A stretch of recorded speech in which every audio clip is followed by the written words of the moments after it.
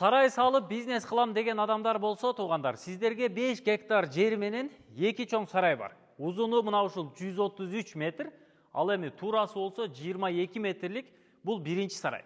Жанында экинчи сарай, андан ылдый кошумча дагы чоң курулуштар бар. Ал жакты дагы ушул мал бакканга, сарай кылганга өздөштүрүп алсаңыздар болот. Жалпы жер аянты 5 гектар кызыл китептүү жеке менчик турак жай үйүн курганга багытталган, туугандар. Так дареги Панфилов районунда, Ойроңду айылында жайгашкан. Тагыраагы Панфиловканын центринен эле ылдый кайыңдыны көздөй буруласыздар. Асфальт менен түз эле 26 километр жүрүп келесиздер. 25-26 километр жүрүп келгенде ушул Ойроңду айылы жайгашкан. Көчөлөр асфальт, электр энергиясы бар, таза суусу бар. Кыскасы, мал жандыкка жайыты кенен болгон ушул айылдан ушул сарай сатылат. Дрон кадрларыны толук түрдө тартып көрсөтүп койдук. Сатыла турган баасы $160 000. Кеми бар. Сүйлөшүү жолдору болот. Эсине чалып сүйлөшөсүздөр, өзүңүздөр байланышасыздар, баалашасыздар. Бүтүн юридикалык документтери так жана таза экен. Бир катар көздөн кечирип койдук. Жер аянтынын азыр сиздерге чертежин түшүндүрүп берейли. Мына бул биринчи сарай. Ушул 133кө 22 размеринде бышыккычтан түшкөн. Үстү бүтүн ушу бетондор менен жабылган, ригилдеринин баардыгы бетон. Так мына ушул сарайдын өзүндөй оп-окшош бул экинчи сарай. Экинчи сарай, андан ары ылдый кошумча дагы курулуштар бар. Ылдый тарабы кыскасы тетиги Бактаракка чейин чек ара. Чегин түшүндүрүп коеюн. Жер аянты узунунан 305 метр, ал эми туурасынан болсо 180 метр чыгат. Мынакей. Мына бул жерден болуп калат. Чеги. Мына бул ортодогу винколдорду көрдүңүздөр, мына бул бетон стойкалар. Ушу мен турган жерден түз эле тетиги камышка, чоң каналга чейин барат. Узуну ошондо 180 метр бул тарабынан. Бул жагы ушул мына бул жакта дагы бетон стойкалар бар. Торпоктордун артында. Асфальтка чейин ушул жагы 180 метр чыгат. Андан ары ушул көчөнүн бою менен, жолдун жээги менен ылдый тарабы түзүнөн 305 метр чыгат экен. Ылдый тарабында бассейндери бар. Андан бери ушул кошумча курулуштар бар 5-6. Андан бери жагында ушул 132ге 22 размериндеги 2 чоң сарай жайгашкан. Ушунун баары чогуу сатылат. 5 гектар, түшүндүңүздөр. Жалпы жер аянты ушу 5 гектар чыгат, бирок 3 кызыл китеби бар. 3 кызыл китепке бөлүнгөн. Эми чогуу эле сатууга коюлуп жатат да. Эсиме сүйлөшөсүздөр, 3 документтин тең атыңыздарга өткөрүп берет. Бул ушу биринчи сарайы. Электр жарыктандыруу бүт баары келген, мынакей. Столбада электр жарыктандыруулары бүт баардыгы бар. Көчөсү асфальт. Ушу Панфиловканын центринен эле түп-түз асфальт менен эле түшүп келесиздер. Ылдый тарабы чек араны көздөй. Бул тарабы Казакстан чек арасы да жакын. Мал жандыгына, кыскасы мал чарбачылыкка өтө мощный жер экен. Мына бул ортосунда дагы кошумча эми мындай бетон стойкалары бар экен. Каркасын тургузуп үстүн жаап алсаңыздар, мүмкүн дагы чаканыраак сарай кылып алганга мүмкүнчүлүк болот. Так, жүрүңүздөр, мына бул экинчи сайрайдын дагы ичини көрсөтүп коелу бир катар. Мына. Бул жагында ушул убагында мал кармалган экен. Өзү негизи. Мынакей, кирсеңиздер. Бул дагы ушул биринчи сарайга оп-окшош эле, туурасынан 22 метр, узунунан 132 метр чыгат. Ал тарабынан бир дарбазасы бар, бул тарабынан экинчи дарбазасы коюлган. Үстүндө бүтүн ригилдери мына бул бетондон, стойкалары бүт баардыгы бетондон. Анан крышасын жапканда таза плита менен жабып чыккан да. Плита менен жабып чыккан. Мына боковойдон дагы бир эшиги бар. Мына бул тарабынан дагы бир эшик орнотулган. Тетиги тараптан дагы эшиктери бар. Ортосунан ушул 2 катар акырлар бар бетондон. Эми бул жагын ушул 1 ряд, 2 ряд, 3, 4 ряд байласаңыздар болот экен да. 4 катар байласаңыздар болот экен. Эми бука бакканга, саануйларды бакканга кыскасы ыңгайлуу экен да. Жүрүңүздөр, мына бул жагы менен чыгып кетели. Бышыккычтан салынган, 2 кирпич урулуптур болгондо дагы. Мына стеналары 2 кирпич да, калыңдыгы. 2 кирпич.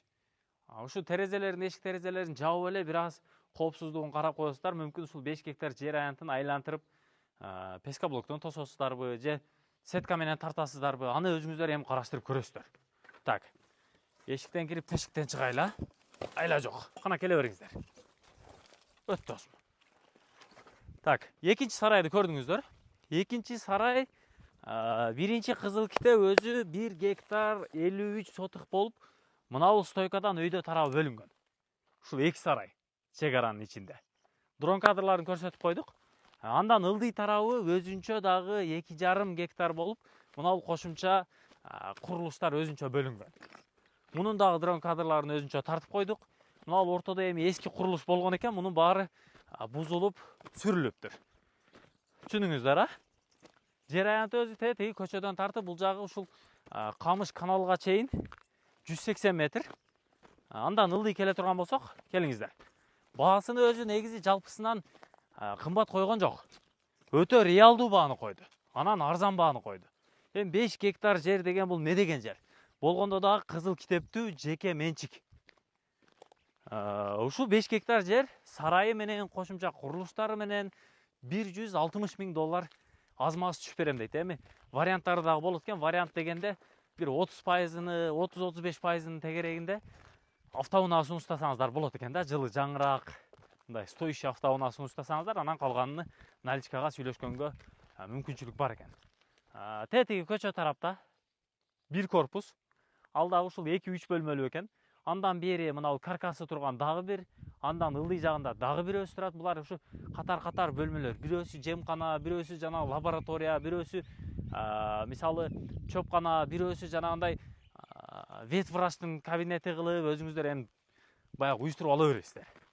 Анан мына бул тарабында бир чоңураак сарайы бар экен. Мына бул жагы ушул чаканыраак сарайлар, ушул кыскасы ушундай курулуштары бар да. Муну эми өзүңүздөр реалдуу алам десеңиздер, ээсине чалып сүйлөшөсүздөр. Түз эле ушул Панфиловканын центринен Кайыңдыны көздөй бурулуп туруп ылдый тарапка. Таза 25-26 километр жүрүп келсеңиздер, ойроңду деген айылга келесиздер. Мына жийда жаман мурунду ачты го, жазда жигда гүлдөдү да. Так, мынабысын дагы көрсөтүп коеюн сиздерге. Мына бул дагы бир курулуш. Мына киргенде бул тарабы дагы ушул үстү жанакы эмеме жабылыптыр да, бетон менен жабылыптыр. Ригилдер бүт бардыгы бетондон. Так. Андан ары мына ылдый жагында бар. Муну дагы көрсөтүп коеюн, бул жакта малчылардын жылкылары жүрөт го. Жаман жаш кулуну бар экен, бээнин. Же жаңы эле ушул жерде тууган окшойт, Кой. Оюндан от чыкпасын. Так, мына бул жагында дагы бир чакан бөлмөсү бар экен. Кирме чыкмай эшиги бар экен. Мына бул жагына кирсеңиздер, бул жагында да ушул чаканыраак сарай эми. Баягы кунажын, торпок-сорпок кармаганга кыскасы ыңгайлуу. Бул эки тараптуу байланат экен. Тетиги тарапта дагы чакан бөлмөлөрү менен. Анан мына бул жагы узунураак экен. Мындан ары түз кирет экен да, бөлмө кылып бөлүп коюптур. Эми алып иштетсеңиздер болот экен. Мына сарайдын стеналарын мынакей, бүт штукатуркалары менен турат. Терезелер даяр. Кааласаңыздар ушу клеенка менен тосуп койсоңуздар деле болот. Эми арзаныраак түшөт да. Үстү плита толук. Мына бул жактары бүтүн плита. Бул экинчи курулуш. Андан ары дагы ушундай курулуштан көп өзү. Мына бул жагында да 2-3 курулуш бар ушундай чоң курулуштардан. Ээси менен сүйлөшө бересиздер. Ушунун бардыгыны $160 000 кеми бар деп жатат да. Анан бул жагы Казакстан границасына деле жакын. Кыскасы алып иштетем дегендер болсо, варианттарını жасаса болот экен.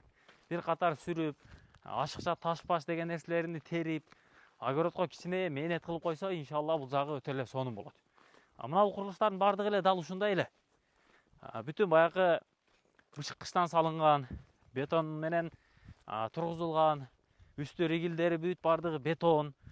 Жанагы плита басылыптыр эң негизгиси үстүнө. Кааласаңыздар, плитанын үстүнөн дагы бир слой тыныкке жаап койсоңуздар, иншалла бул жагы окшошот да.